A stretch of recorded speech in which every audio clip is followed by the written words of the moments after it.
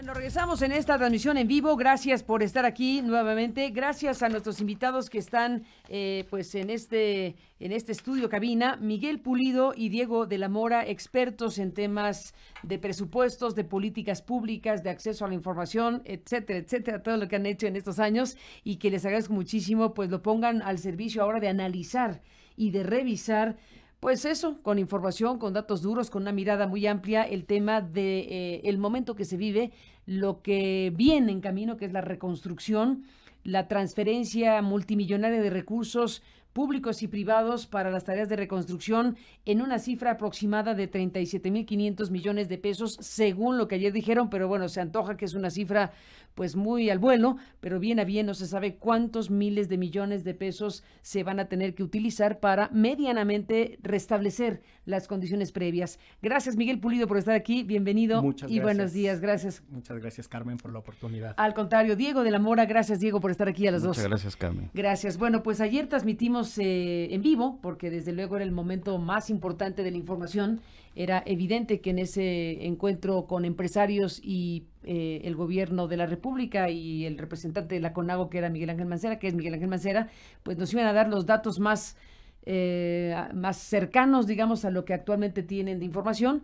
Y tenemos ahí, sí, las cifras que dieron de 6,500 millones de pesos para Chiapas y Oaxaca, donde está el mayor número de viviendas caídas.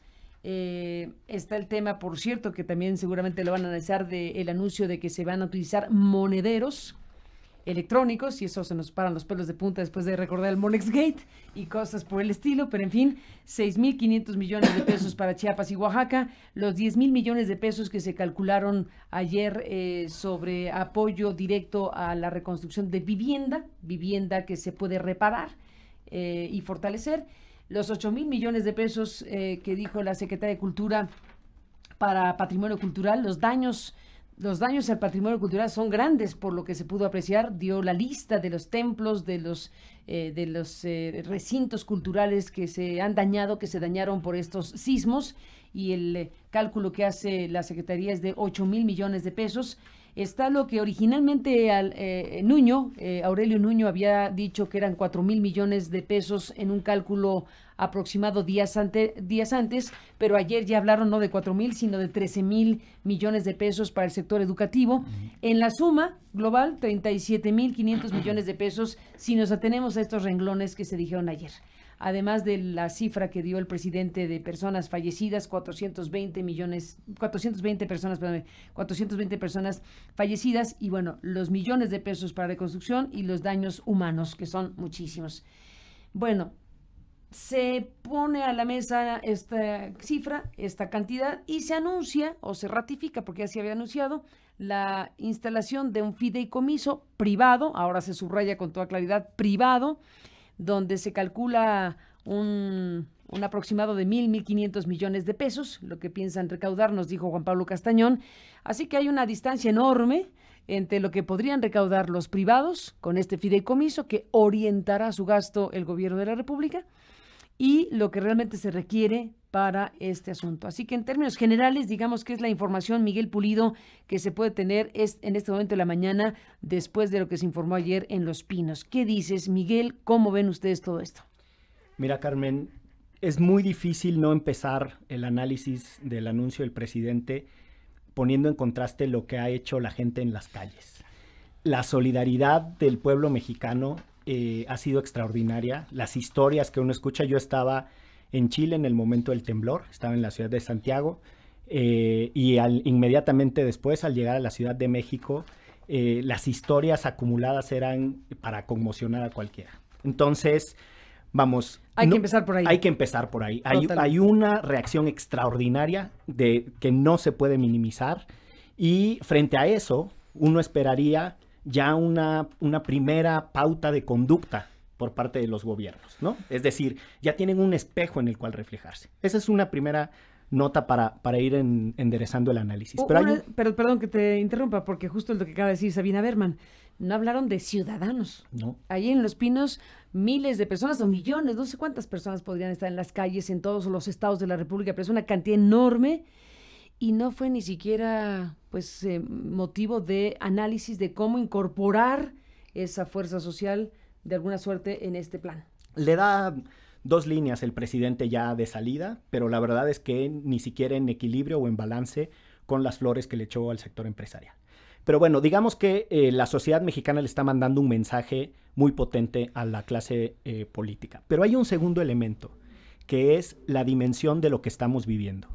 Y me parece que ahí empiezan los puntos críticos.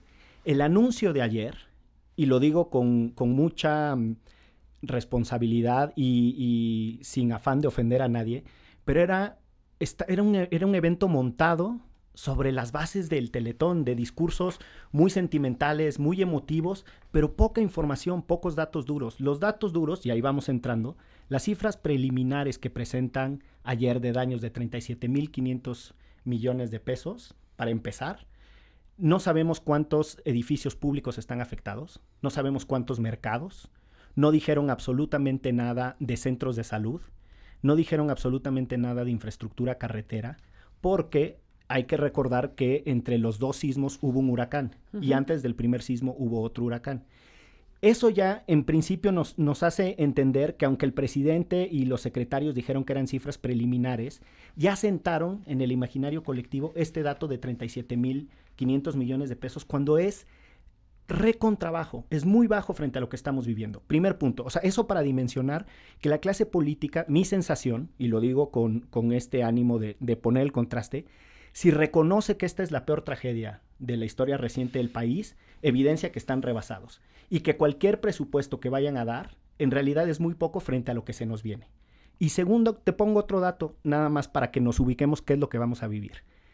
El país tiene, para cuando la Secretaría de Gobernación declare la siguiente tanda de zonas de desastre, va a tener en este año 1,000 municipios, cerca de 1,000 municipios declarados zonas de desastre. Las declaratorias de zonas de desastre, zonas de emergencia y los de necesidad climatológica, en el promedio de los últimos 17 años suman 1,200 municipios. Solo los de desastre suman 1,000. Eso significa que más de 1/3 de los municipios del país reconocen que no tienen capacidad administrativa, operativa y financiera para hacer frente a la tragedia. Entonces, con esto cierro esta primera idea. El gobierno no está a la altura de lo que está planteando la sociedad civil. Segundo, hay un subregistro de lo que está sucediendo, los 37.500 millones, y podemos entrar a mucho más detalle porque es un subregistro. Es ofensivo que se ponga ese tema sobre la mesa, no nos permiten dimensionar lo que estamos y subestima entonces los esfuerzos que se tienen que hacer de prevención hacia adelante, que ese es un punto medular.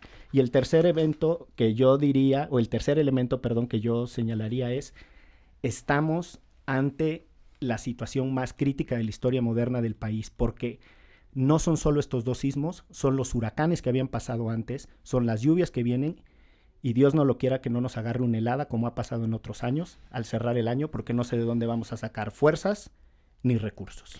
Diego de la Mora, ¿cómo ves las cosas? Pues mira, justo una de las cosas que vemos y para poder dimensionar lo que se anunció, los 37.500 millones de pesos, cuando en 2013 ocurrieron Ingrid y Manuel, que dejaron devastaciones muy importantes, ¿no?, en el sur del país, se anunció el Plan Nuevo Guerrero. Y para ese plan nada más se intentaron, porque no se pudieron ejercer, 45.197 millones de pesos, ¿no? ¿Cuánto? 45.197 millones de pesos. Eso fue el Plan Guerrero. El Plan Nuevo Guerrero en 2013, después de Ingrid y Manuel. Entonces, una cantidad superior a este 37.500 millones de pesos que dice Miguel es un subregistro. Es un subregistro espantoso. Espantoso. Ahorita entramos al tema del subregistro, es decir, se están quedando no cortos, sino lo que le sigue.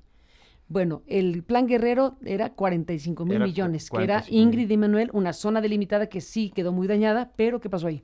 Exacto. Y después lo que vemos y lo que dice la ASF y lo que dicen las autoridades en Guerrero es que no se pudo ni siquiera implementar este plan, ¿no? Entonces nos preocupa, por ejemplo, quedaron de hacer 43 fraccionamientos para reparar para compensar las viviendas dañadas, de los cuales 20 ni siquiera se entregaron, ¿no? Ni siquiera los empezaron.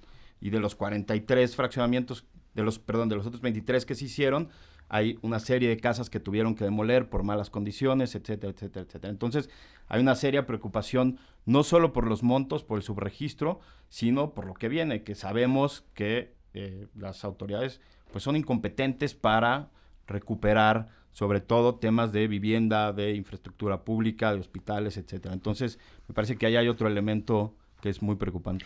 Déjenme comentarle a nuestra producción, Livier, si podemos enlazar a nuestro colega Sebastián Barragán, que nos ha presentado una nota que tenemos en el portal ahora y que nos lleva también a otro territorio, ahora lo incorporamos, que tiene que ver con los dineros públicos y privados, van a estar separados, van a estar relacionados. ¿Habrá algún momento donde ese fideicomiso que se ha subrayado es privado, y lo dijo Castañón esta mañana en esos términos también, recibirá o no en algún punto dinero público? Aquí hay ciertas cuestiones que hay que ver en las últimas horas. Ahí se ve que traen un conjunto de situaciones que deben ser esclarecidas, porque en algún punto se habló de la donación del Senado de la República y todo indicaba que lo iban a dirigir a ese fideicomiso, y entonces ahí el tema es dinero del Senado o es dinero de los senadores que ya es privado.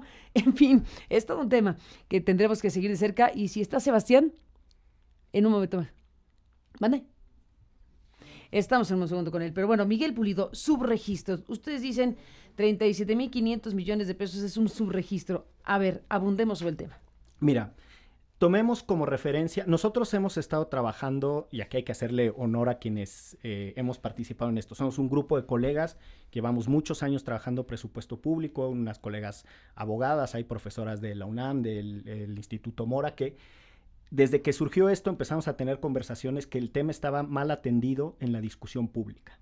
Porque te pongo lo que está sucediendo. Ahorita. Ahorita, estamos hablando del ahorita. Del ahorita. Entonces, está mal atendido. ¿Por qué? Porque mira, te pongo un ejemplo. La competencia que se armó entre los partidos políticos sobre si donaban o no donaban su dinero, etcétera, planteó dos temas de confusión en la ciudadanía. La primera es que parecía que el dinero lo iban a donar inmediatamente, y eran los recursos públicos del siguiente ciclo presupuestario. Pero el segundo problema es que colocó a la población en el imaginario de que 6,000 millones de pesos eran suficientes para enfrentar lo que estábamos viviendo. No hemos tenido una tragedia de personas sin casa como la que estamos viviendo ahora. El número es impresionante. Ahí habló Rosario Robles de 250,000 personas sin casa, el cálculo que hace. ¿Lo ubican ustedes en esa dimensión? Mira, ¿o se quedó corto también? Digo, nosotros nosotros estamos acostumbrados a trabajar con información pública, y lo que sí te puedo decir es que ya hay una disputa entre el dicho del gobernador de Oaxaca y el dicho del gobernador de Chiapas con lo dicho por la SEDATU. A ver. Por lo pronto ya hay una diferencia. Ayer en la noche los datos del gobierno de Alejandro Murat, en casas totalmente destruidas e inhabitables, eran 3,000 viviendas arriba de lo que había presentado SEDATU. Dijo SEDATU 33,000 en Oaxaca. Y para Murat son 35,000 y algo. Bueno. Y SEDATU dice 60,000 totalmente afectadas, y el gobierno de Oaxaca dice 70,000. Solo por poner un ejemplo, o sea, ya empezaron a haber diferencias. Segundo, hay antecedentes de subregistros. Diego hablaba del problema del Plan Nuevo Guerrero. Está documentado que SEDATU no censó 283 casas. Hay 283 familias que no entraron al censo.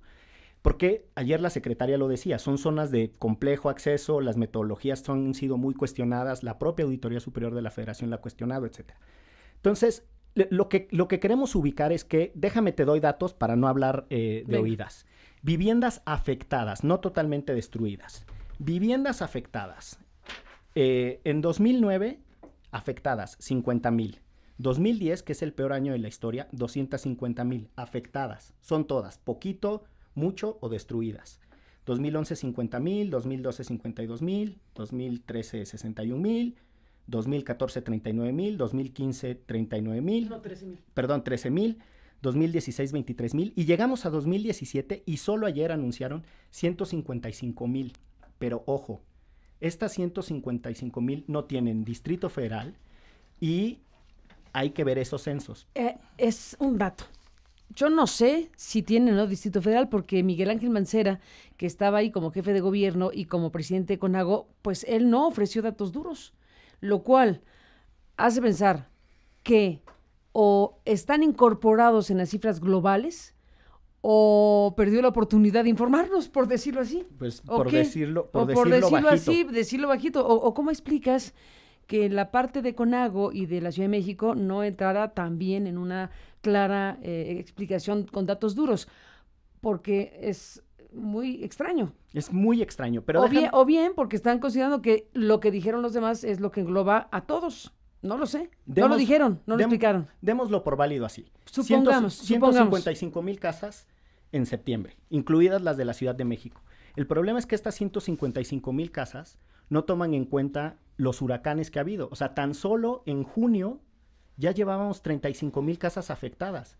Tan solo sumando las casas afectadas de junio de huracanes. Si le sumamos las de abril, las de mayo, es decir, estamos ante una situación bien compleja en donde yo dudo mucho de que la discusión se esté encuadrando bien, porque no nos estamos planteando si los recursos presupuestarios son los suficientes para atender una crisis de este tamaño, que no solo tiene lo que ha sucedido este año, sino lo que nos acaba de decir Diego, lo que les debemos a las personas de Ingrid y Manuel, que están se acaban de movilizar en julio para reclamar que hay 283 familias sin vivienda, porque no las censaron. Entonces, yo lo que quiero poner, y no te espanto con los índices de marginación, alta y muy alta. No, bueno, ya espántanos completo. Porque... A ver, venga eso. Por lo menos el 50% de los municipios afectados por los desastres son de alta marginación. 50. Por lo menos. Que, dicho por el Centro Nacional de Prevención de Desastres, son los que menos resiliencia tienen. Son los que va a ser más difícil que salgan adelante. Y aquí... Vamos, cuando nosotros decimos que la conversación se ha quedado corta, es porque no estamos hablando de cómo llegamos a esta situación tan crítica. Sabemos que vivimos en un país sísmico y con 2 zonas de huracanes. Y todos los años se presupuesta en el Fonden por el orden de 5 o 6 mil millones de pesos, ¿no? Más o menos. Es un fideicomiso, puede recibir más dinero. Pero mira, terminan gastándose 20,000, 22,000 y se presupuestan 5,000. Eso es parte de lo que nos preocupa, que la discusión pública tuvo un vicio de origen que minimizó el tamaño de la crisis que vamos a enfrentar, y eso pone a los gobiernos en una situación en la que tienden a comportarse como si todo lo tuvieran bajo control. Y el problema de eso, la irresponsabilidad de eso, es que ni le resuelven a las personas en tiempo presente y están generando una bomba de tiempo que nos va a tronar más adelante. Porque ¿cómo le vamos a responder a estas familias? Déjame, te doy un dato, Carmen. El presidente ayer anunció 10,000 millones de pesos para una cosa de viviendas y 6,500 millones para Chiapas y Oaxaca. De viviendas destruidas. De viviendas destruidas. Con esta modalidad de 2 administraciones, tarjetas, monederos, ahora entramos ahí. Nos gastamos 17,500 millones de pesos en darles televisiones, prácticamente a esas mismas personas. Las planas para la digitalización. Las pantallas planas para la digitalización. 17,500 millones de pesos en darles pantallas planas a personas que muchas de ellas, obviamente ya la perdieron, porque son las personas que están en esta situación de alta marginación, y que cuando hablamos de reconstruirles su casa, les damos menos dinero de lo que nos gastamos en pantallas. Qué fuerte. O sea, las prioridades de la clase política están totalmente desalineadas de la discusión que la gente tiene en las calles. Qué fuerte esto. Diego de la Mora, ¿qué dices? Pues que justo está mal priorizado el presupuesto, ¿no? Tenemos un estado obeso, tenemos un estado que gasta en lo que no tiene que gastar, que gasta en publicidad oficial, que gasta en protocolo, que gasta en viáticos, ¿no? Y ¿cuánto gasta en eso? Para estar en la misma sintonía que Miguel. En publicidad oficial. Si te gastaste 17,000 millones, 17,500 millones en pantallas planas, que desde luego la digitalización es importantísimo, pero hubo una discusión muy fuerte sobre si se podían haber sido convertidores, ¿no? En fin, todo este tema. ¿Cuánto se gastan en autopromoción? 34,000 millones los primeros 4 años de gobierno. 34,000 millones, oye, pues 34,000 millones en promoción de imagen pública de los gobiernos es casi el equivalente a lo que hoy dicen se necesita para la reconstrucción planteada ayer. Sí, si son 37,000 y te gastas 34,000 en pantallas, no en pantallas, en pantalla tuya, en promoción tuya. Anunciarte. Sí. En anunciarte. En anunciarse, en 34,000. Hay una serie de gastos que son totalmente inadmisibles para la situación de este país, ¿no? Hay, por ejemplo, algunos estímulos para la burocracia que son realmente insultantes, ¿no? estímulos por asistencia, por puntualidad, que si los juntamos... O sea, ¿se estimula por asistir a trabajar? Así es. ¿Así nomás? Y ¿Ese es el mérito, es ir a trabajar? Ir a trabajar y llegar ¿Qué puntual. tal? El bono de puntualidad es de 1,200 millones de pesos al trimestre, ¿no? No, de 2,500 y tanto. Estímulo por asistir. ¿Y ese de cuánto es? Eso de otros 2,600. ¿De veras? Al trimestre. ¿Pagamos estímulos por asistir a trabajar? Si lo juntamos en ¿El un año, gobierno? No. son 20,000 millones. Entonces, estamos gastando en unas cosas que no tendríamos que gastar, que son insultantes para la población. Son insultantes en un estado normal de las cosas, y cuando suceden estos desastres, pues salen a la luz y nos muestran que estamos mal. Nuestro pacto fiscal está mal estructurado, estamos ingresando menos de lo que podríamos ingresar y estamos gastando en lo que no tenemos que gastar. Pues yo que soy ingenua y redenta, creí que ayer en Los Pinos pues iban a hacer un anuncio sobre un redireccionamiento del presupuesto nacional, pero ni se mencionó el tema. Ni se mencionó. Y mira, cosas interesantes.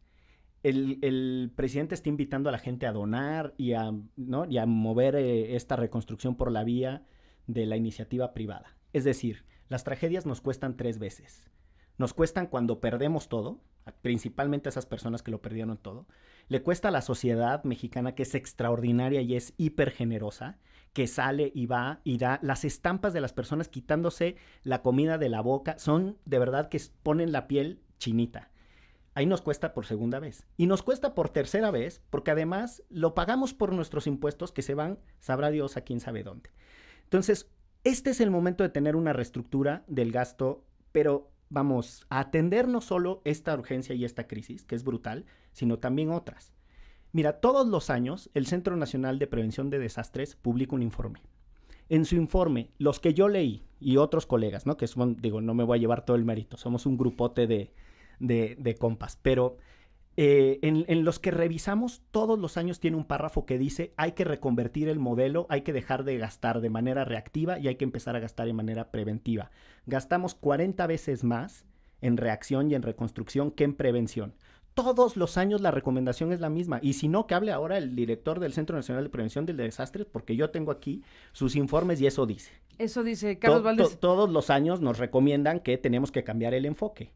Pues no cambiamos el enfoque, porque todos los años le sigue pegando a la misma gente y todos los años sigue costando un dineral. ¿Y así seguirá? Y así, bueno, esperemos. No, bueno, el paso que vamos, claro, ya aprendamos, ¿no? No, eso tiene que ser una sacudida. La energía de la gente, yo he platicado con un montón de colegas que dicen así, que lo menos que se merecen después de estos esfuerzos es una cultura de prevención y de largo plazo. Porque, en serio, los sismólogos que han venido contigo, Carmen, han insistido, no sabemos cuándo va a volver a temblar.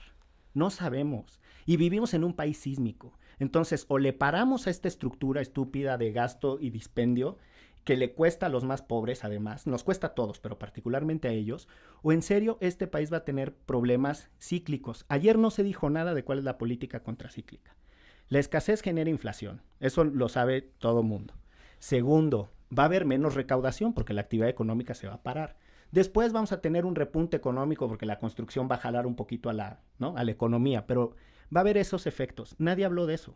Nadie habló de si necesitamos un impuesto especial como se tuvo que hacer en Colombia o cuáles van a ser las políticas o los incentivos fiscales. Es decir, no era una mirada de Estado, eran unos discursos patrioteros, de verdad, sin fondo. Déjame, nada más de verdad, te doy otro dato. Si tú leyeras el Plan Nacional de Protección Civil que se publicó en 2014, parece que está haciendo una descripción de lo que vivimos. Falta coordinación de sociedad civil con no sé qué, falta no, bla, bla, bla.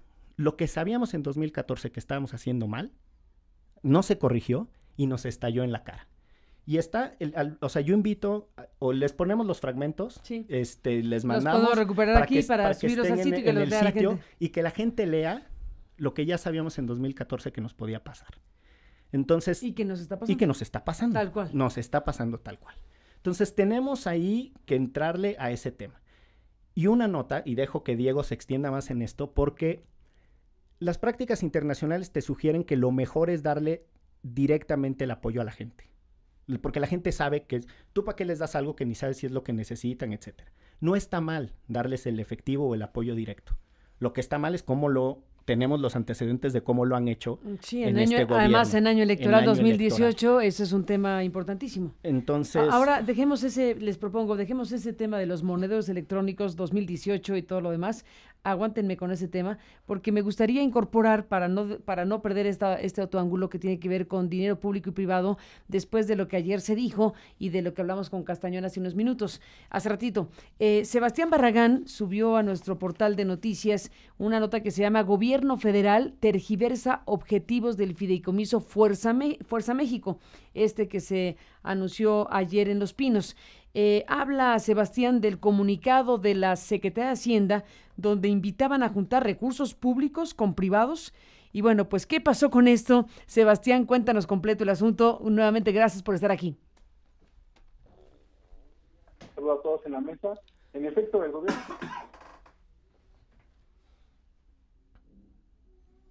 A ver, yo no escuché. Sebastián, te interrumpo un segundito. Perdóname que te interrumpa. ¿Podrías empezar desde el principio otra vez para escuchar completo tu reporte? Sí, Carmen, muchas gracias. El gobierno federal ha variado durante los últimos días la versión sobre cómo se financiará el fideicomiso privado de reconstrucción Fuerza México, que en un primer momento se anunció como un mecanismo conjunto entre el sector privado y público y ahora exclusivamente para empresarios. La mañana del jueves 21 de septiembre, Aristegui Noticias publicó un comunicado que la Secretaría de Hacienda y Crédito Público presentó en su cuenta oficial de Twitter, en el que explicó, y leo textual, que el gobierno federal, a través de la Secretaría de Hacienda y Crédito Público en coordinación con el sector privado, apoya la constitución de un fideicomiso privado para canalizar las aportaciones a las personas afectadas por los sismos ocurridos en el mes de septiembre. La Secretaría de Hacienda y Crédito Público informó en el comunicado que el instrumento se creó en Nacional Financiera, y como primer llamado invitaron al Senado de la República a depositar los 50 millones de pesos que anunció para ayudar a los damnificados, por lo cual en ese primer momento sí tenían contemplado utilizar los recursos públicos. Destaca, Carmen, que este comunicado ya fue borrado de las redes sociales de la Secretaría de Hacienda. Sin embargo, en Aristegui Noticias publicamos el tuit de la Secretaría de Hacienda en el que ya no aparece este primer comunicado. En su lugar se publicó el comunicado número 185, en el que la dependencia indica que Hacienda facilita la operación del fideicomiso. Sin embargo, la propuesta de juntar recursos públicos y privados en este fondo tuvo efectos durante la semana pasada, pues incluso el Partido Revolucionario Institucional propuso que sus prerrogativas de lo que resta de 2017 se enviaran de manera legal, transparente y sin vínculo partidista a través del fideicomiso Fuerza México, y añadió en el comunicado: dicho fideicomiso debe contar con una supervisión ciudadana. Como testigo de esta acción está en el comunicado que justo vemos en pantalla y un tuit del presidente del PRI, Enrique Ochoa Reza, en el que llaman a destinar los recursos públicos al fideicomiso Fuerza México. También la red comiso de la siguiente manera: se sugiere contribuir, y lo textual, se sugiere contribuir al fideicomiso privado Fuerza México, el cual ha sido constituido por el gobierno federal en coordinación con el sector privado para canalizar las aportaciones de personas, organismos, organizaciones y empresas para las personas afectadas. Sin embargo, en el evento que vimos ayer en vivo en Aristegui Noticias, destacó que tanto el presidente como el presidente del Consejo Coordinador Empresarial dijeron que este fondo únicamente operará con recursos privados, aunque las comunicaciones de la semana pasada y que presentamos en Aristegui Noticias dan cuenta de que se contempló que también recibiera recursos públicos, Carmen. Sin embargo, por la Constitución que se trata, y en la mesa podrán hablar más ampliamente de ello, al tratarse de un fideicomiso privado, va a ser complicado establecer qué recursos públicos ya llegaron a este fideicomiso. Por ejemplo, el PRI la semana pasada sí tenía contemplado mandar los recursos públicos ahí, y también en este momento la red consular recomienda al fideicomiso como una estrategia conjunta entre gobierno federal y sector privado. Es la revisión documental de lo que se ha publicado al momento sobre el fideicomiso, Carmen. Muy importante lo que dice Sebastián, sin la menor duda. Gracias por esto que está ya en nuestro portal para quien lo quiera revisar más detalladamente. Están los documentos, efectivamente, que es la base con la que estás informando todo esto. Y pues sí, yo creo que estamos frente a un tema muy importante. Yo creo que de ayer para hoy ya les quedó más claro que no pueden revolver recursos públicos con privados, como se estaba impulsando desde el propio gobierno, como aquí queda documentado claramente.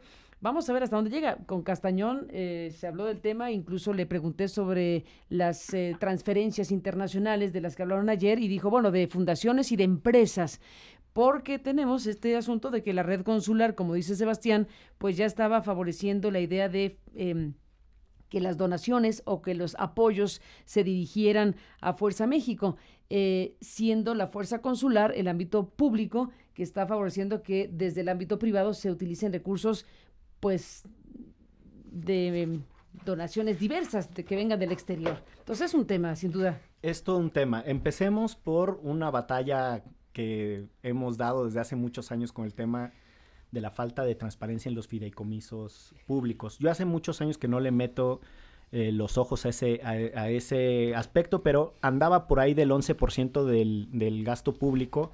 Yo recuerdo que la última vez, cuando teníamos un presupuesto de 4 punto y tantos billones de pesos, 4.5, teníamos como casi 500,000 millones de pesos que se gastaban en fideicomisos. O sea, el problema es que por ejemplo, el fideicomiso de construcción del Senado, la ciudadanía no tenía posibilidad de saber en qué se había gastado, porque se alegaba el secreto fiduciario. Uh-huh. Pero el secreto fiduciario tiene por propósito proteger las acciones de la vida privada y de cualquier persona. Cuando eso viaja al sector público es un instrumento de gasto. No hay secreto, no hay privacidad extrema que proteger en el gasto público. Entonces los fideicomisos son preocupantes por eso. Ahora, está excelente que los empresarios se organicen y está excelente que sean solidarios y me parece muy bien que tengan la capacidad. Es otra forma de expresión de este México solidario del que hablamos. Pero un fideicomiso instrumentado por empresarios no se rige sobre la lógica del acceso a esas ayudas desde una dimensión de derechos, porque es un fideicomiso privado. Uh-huh. Y si a alguien se lo niegan o pasa algo, pues es algo que sucedía en la esfera privada. Lo peor que podríamos hacer es llevar dinero público a algo que se va a salir uh-huh. de esta noción de derechos. Porque lo que hoy a mí me parece que está sobre la mesa es el Estado, incluidos, de verdad, los partidos políticos han dado pena en esta discusión. Y en el Congreso ni se diga. La pregunta es, ¿tenemos una visión de Estado para salir no solo de una crisis de este tamaño, sino para tratar con dignidad a todas las personas, a todos los mexicanos que sufrieron un daño, que se vieron damnificados? Esa es la diferencia entre un fideicomiso público y un fideicomiso privado. El instrumento público te va a tener que tratar como sujeto de derechos. El instrumento privado te va a tratar como sujeto de caridad y de solidaridad. Y eso no es menor. Esa diferencia no es menor. Entonces, mala estrategia tratar de llevar los fondos. Hay una experiencia en el derecho comparado de un caso, un terremoto de los 80s en Colombia, donde se hizo un fideicomiso mixto, muy potente, con reglas muy claras, con un enfoque de derechos, con reglas de, ¿En dónde fue eso? En Colombia. Y también les pasamos los datos para que la gente lo encuentre ahí. Adriana Muro, una extraordinaria abogada, ella está haciendo toda esa documentación. Pero ojo, son instrumentos de derecho público, con un enfoque de derechos que tratan a los damnificados como ciudadanos, que pueden reclamar, que tienen instrumentos de reclamación. Y eso es súper importante. Y la otra cosa, para cerrarlo del tema del fideicomiso y lo que traen los partidos es, si no tenemos una clara película del tamaño de la crisis que tenemos, fideicomiso por aquí, fideicomiso por allá, donación, etcétera, no sabemos si son parches, ¿no? Sabemos si son pequeñas ayuditas o son en realidad la estructura de la solución. O sea, yo creo que solo con los datos que se dieron ayer, 37,500 millones de pesos, solo con esos datos, pues ya los números que se van ofreciendo se van haciendo pequeñitos, ¿no? O sea, yo me acuerdo que cuando Morena anunció su fideicomiso de 108 millones de pesos, sonaba un montón. Pero 108 millones de pesos frente a lo que se viene, pues te das cuenta que no es una solución de Estado, esa es una solución particular y aislada, ¿no? Y que va a ser un paliativo menor para un pequeño grupo de personas. Entonces, creo que por ahí viene parte del tema. Falta de transparencia, falta de trato de derecho o de reconocimiento de derecho a los beneficiarios del fideicomiso. Y por último, insuficiencia frente a la magnitud del caso. Diego de la Mora, ¿qué dices tú? Pues justo nada más para redondear los datos, en fideicomisos hay a junio de 2017 680,419 millones de pesos. ¿Cuánto? 680,419 millones de pesos. 680,000. 419. Sí, 400, es una locura, ¿no? Una locura. ¿Qué porcentaje del PIB es eso? Es el 12.5 del Bueno, presupuesto de egresos. Tú decías que 12.5 del presupuesto manejado vía fideicomisos, todo lo que eso significa. Así es, sí, es muchísimo dinero.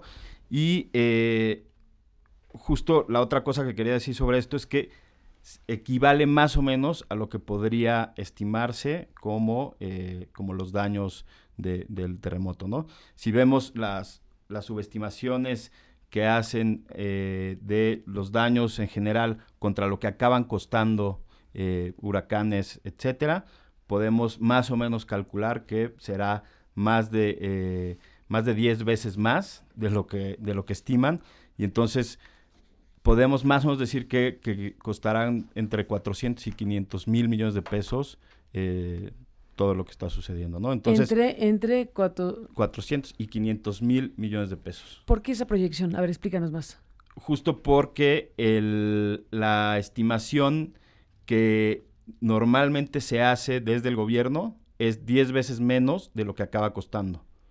Eso es lo que se observa cíclicamente cada año cuando hay desastres, porque cada año hay desastres, cada año se calcula un daño y cada año se destinan dineros públicos para la reconstrucción, y el patrón de conducta dice que lo que se calcula se convierte en 10 veces más. Entonces tú dices, si ayer nos dijeron, en conclusión, si ayer nos dijeron 37,000 millones de pesos, pues por 10, sí. 370,000. Sin contar lo que ya decía Miguel. Perdón, serían 10 veces más, sería 370, perdón. 370,000. Serían 370, tú dices 400. Yo digo, entre 400. Lo que ayer se dijo hay que pensarlo por 10, en pocas palabras. Exacto. Eso es lo que se ve y observa, porque es lo importante de lo que estamos aquí presentando en este programa. Miguel Pulido y Diego de la Mora son parte de este grupo de personas que efectivamente se han dedicado a revisar con información pública, con presupuestos, con una revisión puntual, todo esto, y por eso es tan valioso escuchar lo que nos tienen que decir hoy.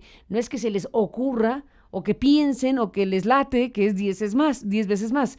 Es lo que ha ocurrido consistentemente en los últimos años, revisando presupuestos, anuncios de aproximación de daños y lo que acaba sucediendo en la realidad, 10 veces más de lo que se dice. Y si eso es así, pues empecemos a realizar debates sobre qué tiene que hacer México para enfrentar algo que no va a ser de 37.5, sino va a ser de 400, en pocas palabras. Eso es lo que ustedes dicen. Exacto. Y en función de eso, todo lo demás. Exacto. Porque si se tiene un diagnóstico, tú dijiste, le llamaste subregistro, elegantemente, que es Miguel Pulido. ¿Tú cómo le llamarías eso?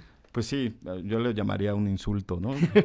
Y una transferencia del costo a la ciudadanía. Pues sí, un subregistro y un insulto, o como lo queramos ver, pero aquí desde luego es importantísimo ver efectivamente lo que la propia información pública nos da. Exacto. Porque de eso se trata ustedes, ¿no? Al final de cuentas es la propia información pública que se da que muestra precisamente este patrón consistente. Entonces, hagámonos cargo como sociedad y en el debate de poner las cosas en su dimensión, y a partir de poner las cosas en su dimensión, pues viene lo demás, que ya es un tema. Exacto. Mira, Carmen, yo he escuchado en estos días como 20 veces que México está perfectamente blindado porque tiene estos cat bonds que le llaman, o sea, que son unos bonos o los bonos paramétricos que se activan, que son una suerte de seguros públicos, etcétera. Además, muy costosos, ¿no? Algunos cuestan por el orden de 1,000 millones de pesos la póliza anual. Son seguros que nos protegen mucho, etcétera. Está bien, sí. Está bien, pero no sabemos para qué sirven. Yo, revisando las notas de prensa que hablaban de este tema, decían, México podrá acceder a 6,000 millones de pesos adicionales por los sismos. Eso es parcialmente cierto. Hay notas, yo las vi en El Economista y en Expansión. Esas notas son parcialmente ciertas, porque ese bono de 300 millones de pesos son 150 para sismos, 140 para huracanes y 10 millones para otra cosa. Y además tiene reglas, tiene que ser de más de 8.1 el sismo para que se active, etcétera. Entonces, yo lo primero que diría es, tenemos que ordenar la conversación de la siguiente, o sea, es una propuesta honesta de ciudadano preocupado. Primero, ordenar la conversación. A ver, ¿cómo ordenamos la conversación? ¿De qué tamaño es el asunto en el que estamos metidos? O sea, ¿qué significa en términos humanos? Mira, el promedio de muertes, de acuerdo al CENAPRED, el promedio de muerte de los últimos 12 años es de 172 personas. Este año ya nos pasamos por mucho. 172 personas cada año, cada promedio. Año, por desastres. Promedio anual. Promedio anual, ha habido arriba, abajo, bueno, aquí etcétera. lo que tenemos es 370 y tantos de protección civil, pero ayer el presidente ya no habló de 400, que había hablado de 400, dijo 420. Ajá. Entonces... Yo creo que suma los huracanes y los 2 sismos. 420 en 2017 en el reporte de ayer de Peña Nieto. Por lo que sea, este año tuvo costos de vida humana altísimos, más altos. Segundo, ayer tú hacías un comentario, lo que se pierde en términos de intangible, cultura, dinámica social, eso es costoso, o sea, no es solo la reconstrucción ladrillo más ladrillo, ¿no? Hay muchísimas cosas. La literatura de la reconstrucción habla de los efectos emocionales, de los daños psicosociales, de la pérdida de tradiciones. Vamos a tener un costo altísimo por esta tragedia. Segundo, los números reales, que sepamos en realidad cuántas personas están quedando sin vivienda, cuál es el promedio de familias viviendo en esas casas. A ver, aquí detengámonos un segundo. Se habló de un número de viviendas dañadas o destruidas y se hizo una extrapolación de decir en cada vivienda han de vivir 4, creo que es la cifra que es el promedio, ¿no? 4.5 entonces en la multiplicación nos da el dato que dio Robles ayer, 250,000 personas sin casa, 250,000 personas sin casa. Esto, en la lógica de lo que ustedes están diciendo, tendría que ser también tomado con distancia. Hay aquí también un subregistro. Sí. Si hacemos si seguimos en la lógica de lo que ustedes están diciendo, de lo que ha pasado en los últimos años, en donde se dice una cifra de afectaciones y acaba sucediendo que resultan 10 veces más los números, pues tendríamos que estar pensando si eso es así.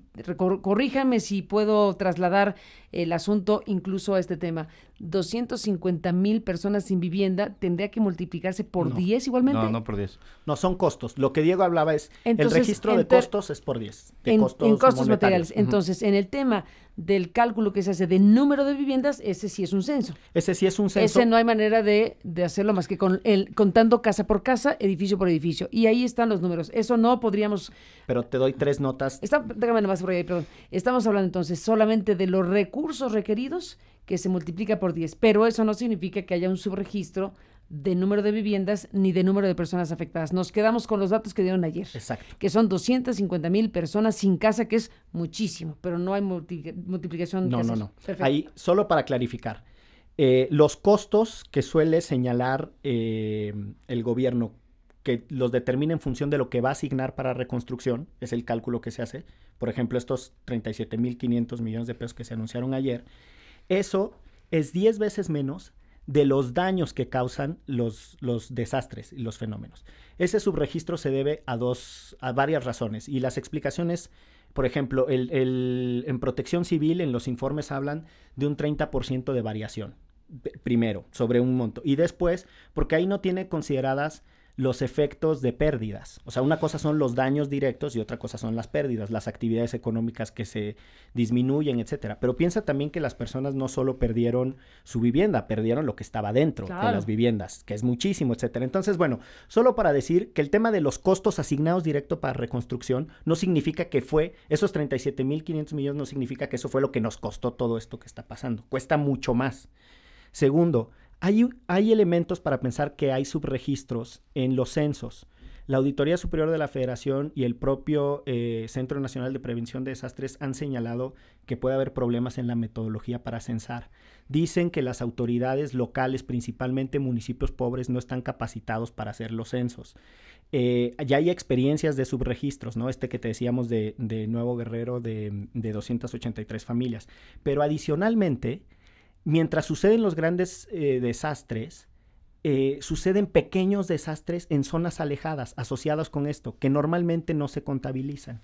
Entonces también, o sea, hay que tomarnos con cautela, no para decir, son muchas más familias. Lo único que nosotros llamamos la atención es, podríamos hacer un esfuerzo más profundo y más serio para saber en realidad sobre qué estamos parados. Entonces, ordenemos la conversación así. Primero, sobre qué estamos parados. Segundo, ¿cuánto nos cuesta en realidad eso? ¿No? Porque es el debate que no estamos teniendo de manera ordenada. Tercero, los instrumentos que hoy día tenemos sirven para responder a esa crisis sobre la que estamos parados, porque te pongo un elemento de referencia. El Fonden está diseñado esencialmente para dos cosas: reconstrucción de infraestructura y daños catastróficos de las familias. Pero todas las afectaciones medianas o intermedias y de personas que no están en extrema pobreza le quedan un poco en un punto ciego al Fonden. No que no los pueda atender, pero hay que hacer ajustes en el comité técnico, etcétera. Pero entonces la pregunta es, ¿nuestros instrumentos sirven para responder? Y en la última, o sea, la cuarta cosa que yo creo que tenemos que observar es, a la hora de la hora, en el terreno, ¿la implementación es adecuada?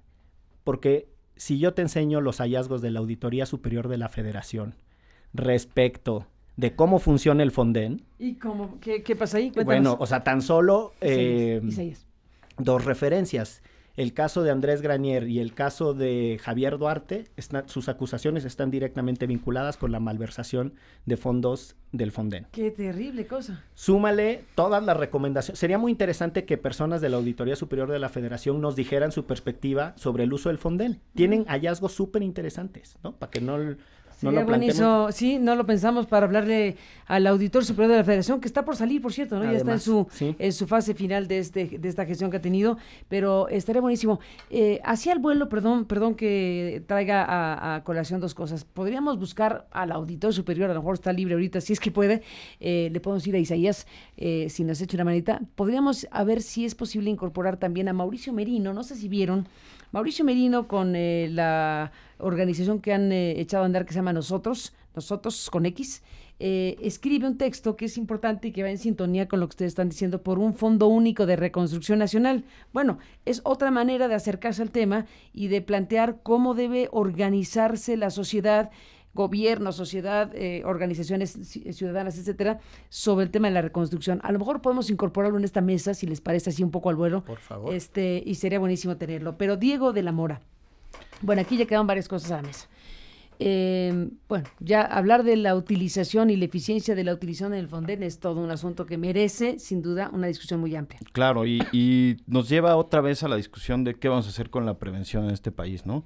Los efectos no solo de los sismos, sino del cambio climático cada vez serán más difíciles de afrontar, cada vez más costosos, y si no tomamos realmente en serio qué significa una cultura de prevención, qué tendríamos que hacer, quiénes tendríamos que estar capacitados para qué, vamos a seguir sufriendo.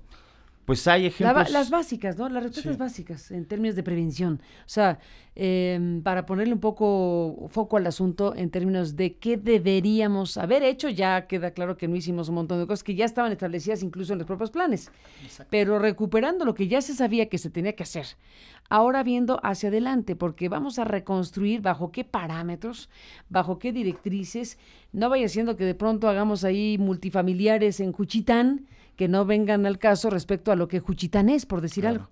No, ayer hablábamos con la presidenta municipal de Juchitán que decía muy dolida, con razón, se cayeron todas las tejas, estas tejas juchitecas que son identitarias, ¿no? Bueno, es muy importante también plantearse cómo demonios van a ocurrir las cosas para entonces medianamente aspirar a que la reconstrucción no solo sea volver a poner un techo, el que sea, no. ¿Cómo va a ser eso, entre otras cosas? Claro, tiene que ser una reconstrucción que respete las costumbres. Que vaya de la mano de las comunidades, de la gente, de las necesidades, de la idiosincrasia de cada lugar. Y que facilite la organización de las personas, ¿no? Ese es un tema, que facilite la organización de las personas, pero aquí lo que todo indica es que los que detentan fundamentalmente el poder dicen, yo lo hago, ¿no? ¿O no? Es que... Sí.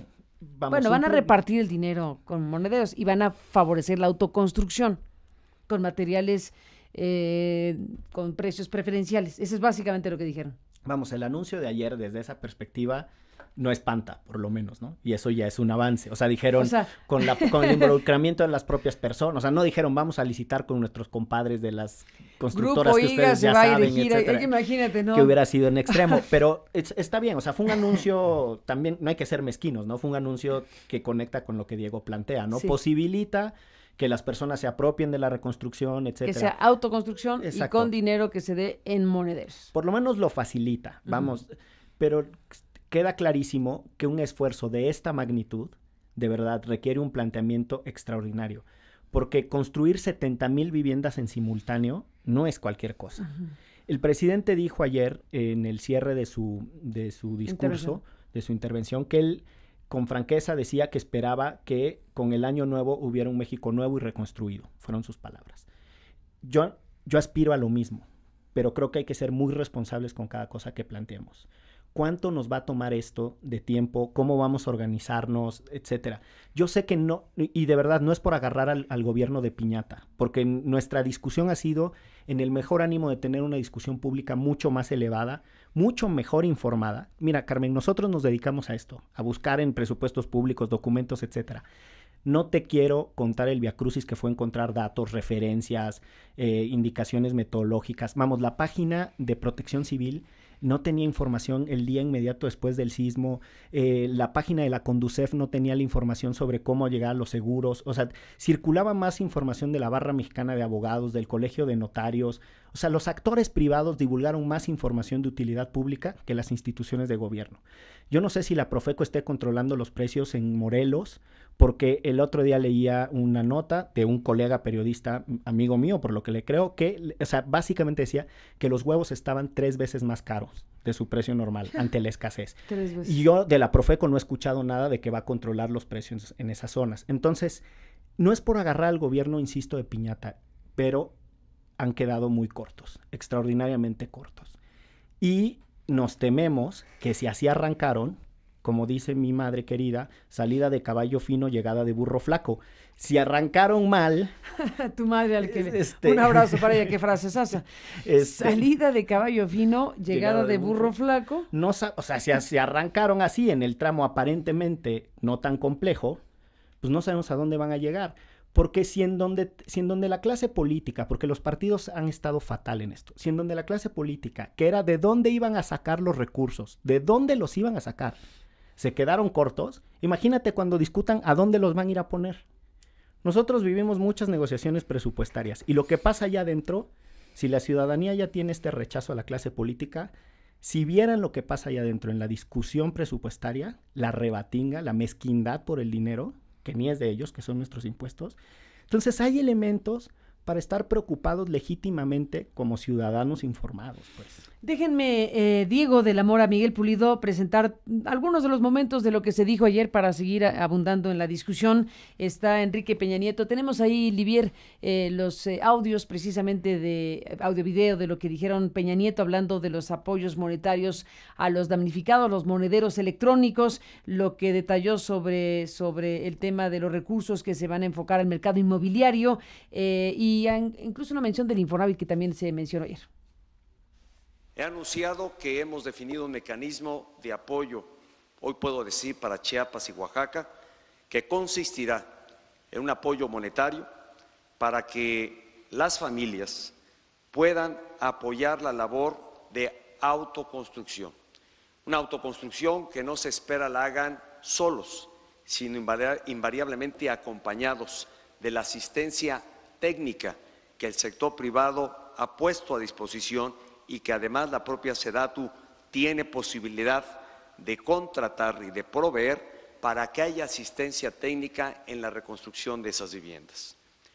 Con el esfuerzo de los gobiernos de los estados, Chiapas y Oaxaca, hemos definido potenciar el mecanismo de apoyo, y cuando digo potenciar es poder ir más allá de lo que las reglas de Fonden, de lo que el monto del Fonden, más allá de las reglas, porque las reglas podríamos ajustarlas a partir de la emergencia, pero más bien es a partir de la capacidad financiera que tiene el Fondo para Desastres, el poder fortalecerlo con la participación de recursos de los estados y se ha potenciado a través de la emisión de un bono cupón cero que permite a los estados adquirir o tener hoy acceso a una mayor cantidad de recursos que se aportarán a este monedero electrónico que será la forma de hacer llegar el apoyo económico a las familias afectadas para poder elevar el monto de ayuda a las familias afectadas.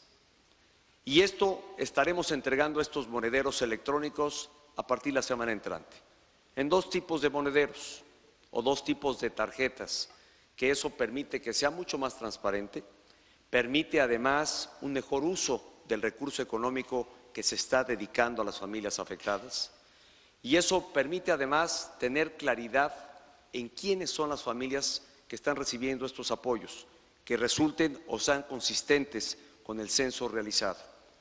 Y solo esas personas afectadas serán quienes puedan acceder a los apoyos económicos que habrán de hacerse llegar a través de este mecanismo. 2 son los mecanismos: un apoyo en 2 administraciones para las casas con daños parciales y para las casas con afectaciones totales será un apoyo igual al que tuvieron los daños parciales, que es disposición de recurso líquido y en efectivo prácticamente, y la otra solamente para la adquisición de materiales para construcción. Y hemos llamado también y convocado a las empresas, no constructoras, proveedoras de materiales para construcción, para que nos aseguren un paquete de materiales para construcción con precios accesibles, con precios mínimos, con precios incluso por debajo de los del mercado, a los que puedan tener acceso quienes tengan una tarjeta.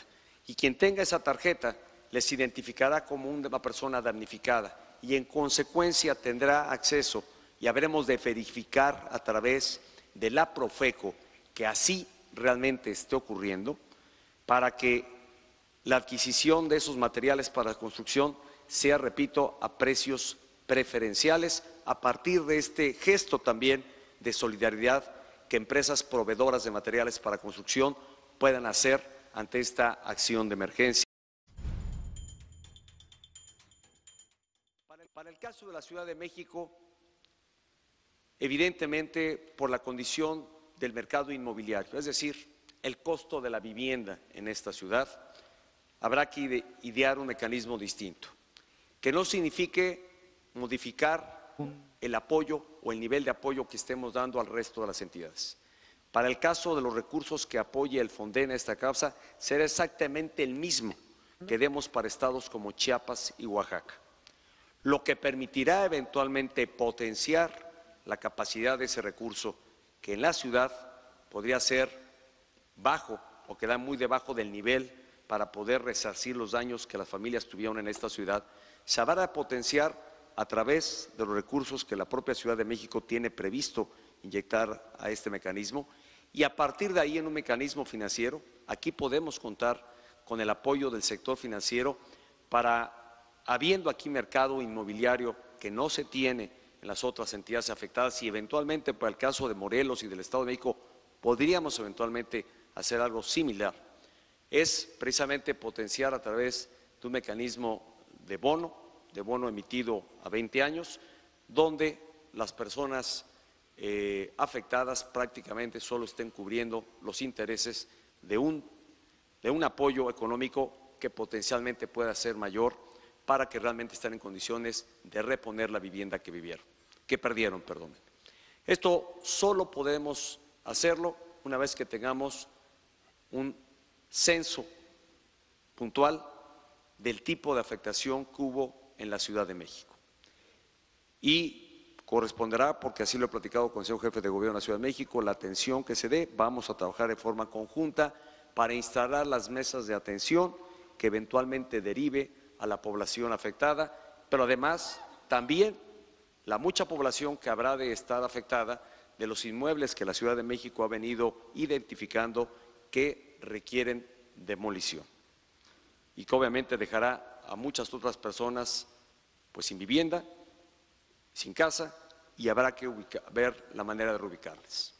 En Infonavit, en su asamblea de hoy en la mañana, de su consejo de hoy por la mañana, aprobó mecanismos de apoyo a su población derechohabiente, como lo está haciendo el Infonavit y el Fobiste, dos instituciones que tienen población derechohabiente, particularmente aquí en la Ciudad de México en mayor número que en las otras entidades afectadas, que está poniendo a su alcance mecanismos también de apoyo económico, de acceso a crédito de forma preferencial y que el día de hoy además fue aprobado en un monto de más, para el caso del Infonavit, de 2,000 millones de pesos. A esto habrá que sumar los apoyos que el sector privado ha venido aportar, más que aportar o habrá de aportar, ha venido concentrando, ha convocado y hoy ya tiene distintos recursos que están a disposición o que están ofreciendo precisamente para la tarea de reconstrucción. Y que yo, repito, quiero agradecer y reconocer, porque han sido mecanismos francamente ingeniosos, imaginativos, como decía el propio Alejandro, sobre todo en esta acción solidaria de aportar de parte de varias instituciones financieras otro tanto o más de lo que eventualmente alguien hubiese aportado en dinero a esa cuenta para concentrar recursos para apoyo a la reconstrucción. Bueno, pues parte de lo que dijo Diego de la Mora, Miguel Pulido, el presidente ayer. Seguíamos hablando aquí, escuchando al presidente y seguimos hablando del tema. Diego, el diagnóstico, el diagnóstico más acabado que se pueda tener es fundamental para decidir qué acciones tomar, ¿no? Aquí ustedes decían, por ejemplo, que no está desde luego registrado en esto que se calculó ayer, que se planteó ayer como 37,000 millones de pesos. No está contemplando infraestructura, no está contemplando otras cosas y tampoco se está contemplando, decía Miguel, la enorme ayuda que la gente está desplegando masivamente, agua, comida, gasolina, techos, lonas, que eso ha corrido a cargo de la sociedad. Uh-huh. ¿Cómo se ponen esos números? ¿Cómo se llega a esos números? ¿Cómo hacemos la cuenta completa, la película completa? Claro. O intentamos hacer una película más completa que incluya todo eso. Sí, tenemos que empezar a contabilizar el tiempo que está utilizando la gente para ayudar. Tenemos que empezar a contabilizar... Hora, mujer, hombre. Exacto. El esfuerzo, ¿no? Lo que cuesta, decía Miguel hace rato, en cuestiones anímicas, ¿no? Lo que nos va a costar recuperarnos de eso, los costos... el estrés postraumático. El estrés postraumático, los costos económicos de todas las empresas que dejaron de operar, de todas las oficinas que no están trabajando, que no tienen lugar para trabajar, o de las personas que están como voluntarias y entonces no están generando y produciendo. Entonces, son mucho más los costos asociados. Las personas que perdieron papeles, documentos, elementos que van a tener que recuperar de alguna manera, es un esfuerzo enorme también. Es un esfuerzo, es tiempo. Sí. Las personas que perdieron sus muebles, su ropa, ¿no? Las tarjetas de identidad, tu pasaporte, los electrodomésticos en muchos casos. Zapatos, ropa. Zapatos, herramientas de trabajo, personas que trabajan en su propia útiles casa. De la escuela, tus libros. Es enorme eso. Sí, es por eso es tan devastador, ¿no? Y si no tenemos realmente una dimensión del costo de la tragedia, lo que sucede son cosas como la que acabamos de ver, ¿no?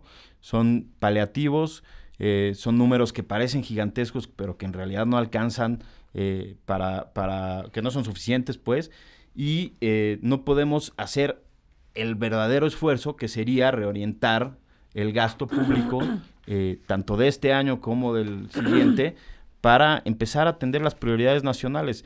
Me parece que lo que hace el terremoto, lo que hacen los sismos y lo que hacen los huracanes, es evidenciar lo más profundo de la desigualdad que tenemos en este país.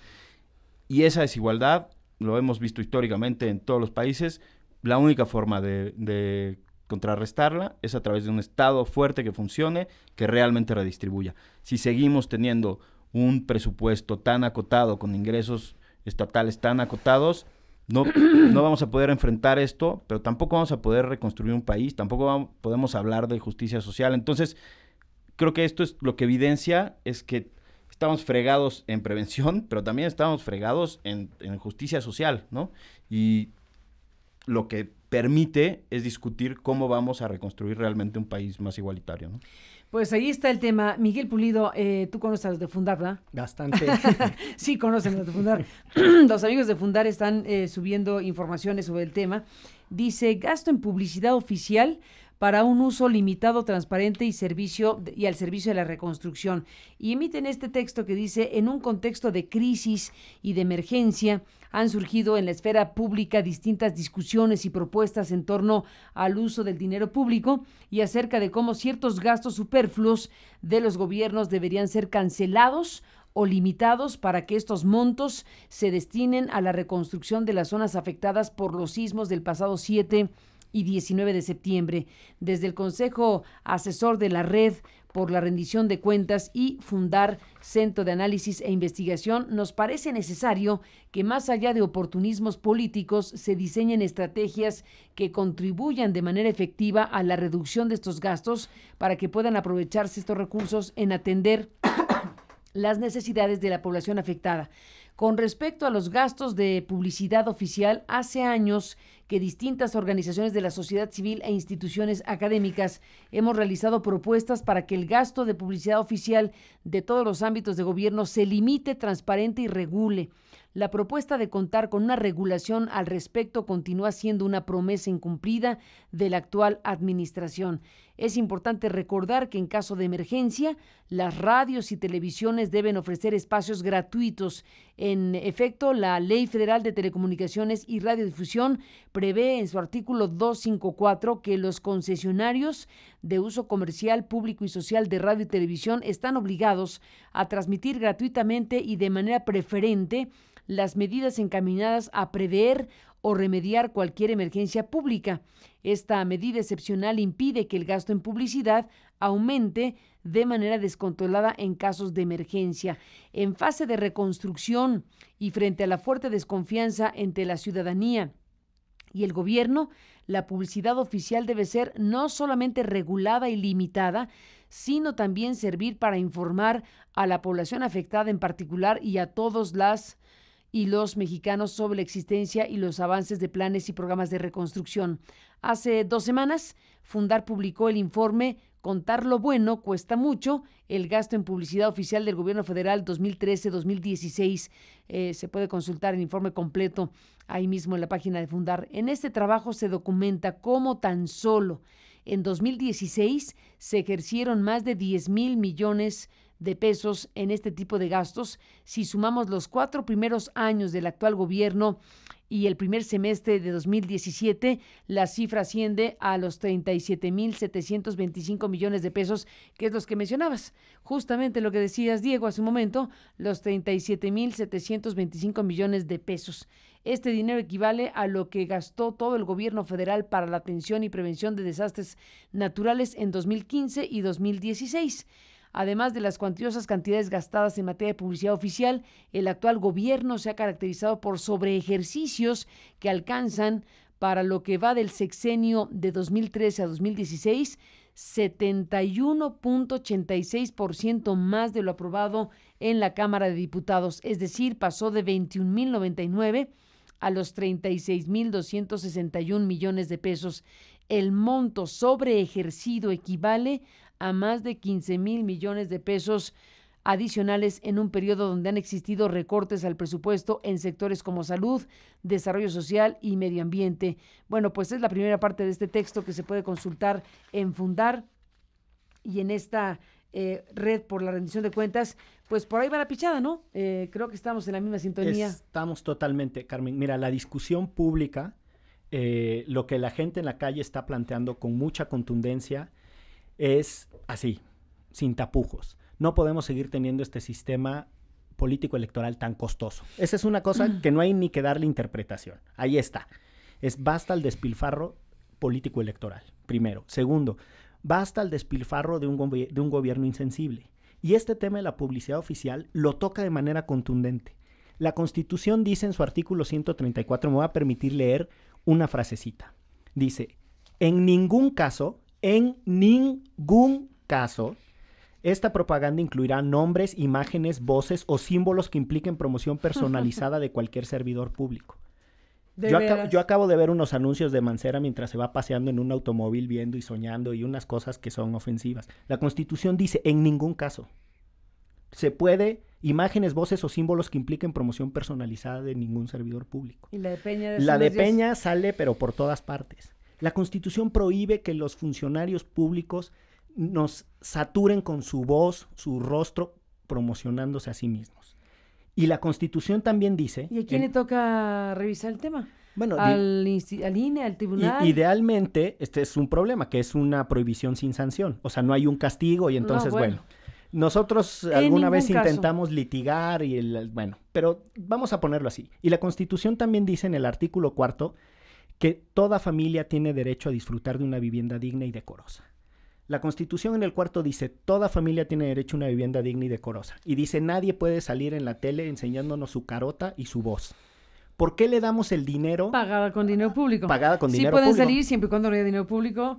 Y bueno, o sea, tampoco privado, si es que es promoción electoral. Dice que ninguna propaganda podrá tener... O sea, de ese tipo. De ese tipo. Totalmente claro. Entonces, yo lo que planteo es, la siguiente vez que la ciudadanía vea el rostro, la voz de un gobernante en un espectacular, en un canal de televisión, diciéndonos lo brillante que es su gestión, acuérdese que está utilizando el dinero para algo que la Constitución prohíbe. Y cuando avance esta discusión con familias que difícilmente les vamos a satisfacer, con los dineros que dijo el presidente, difícilmente les vamos a poder cumplir ese derecho constitucional a tener una vivienda digna. Ese es el desbalance de país que tenemos. Lo que la Constitución mandata no lo hacemos, lo que la Constitución prohíbe, ahí vamos a hacerlo una y otra vez.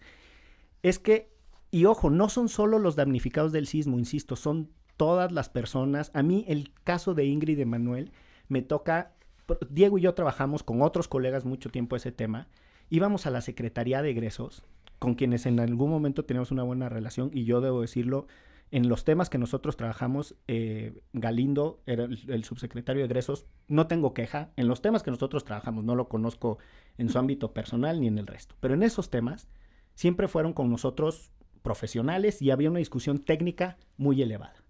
En ese tema, de lo que le fueron a prometer a la gente que les iban a dar, con minutas firmadas por representantes de la Sedesol, de Sedatu y no me acuerdo de qué otras. Y no les cumplieron. O sea, a los damnificados hay una historia de maltrato.